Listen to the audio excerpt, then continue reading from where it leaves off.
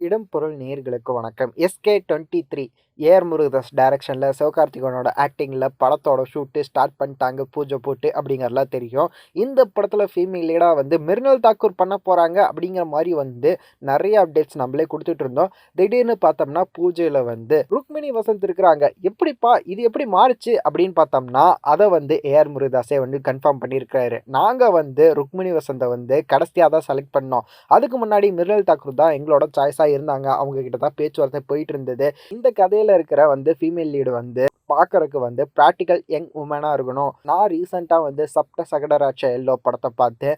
ரொம்ப ரியலா இருந்தது அவங்களோட கேரக்டர். அதனால தான் அவங்கள செலக்ட் பண்ணேன் அப்படிங்கிற மாரி வந்து ரீசென்ட்டா ஒரு இன்டர்வியூ குடுத்திருக்காரு. அதுல தான் வந்து இந்த விஷயங்கள்லாம் சொல்லியிருந்தாரு. ஸோ அவங்களோட கேரக்டர் இந்த படத்துல ஒரு சூப்பரான கேரக்டரா இருக்க போகுது. ஆக்ஷன் ஃபிலிம் தான். ஆனா வந்து இந்த படத்துல வந்து ரொமான்ஸும் சூப்பரா ஒர்க் ஆகும் பாருங்க அப்படிங்கிற மாரி சொல்லியிருக்கிறாரு. ஸோ வெயிட் பண்ணி பார்க்கலாம்ப்பா.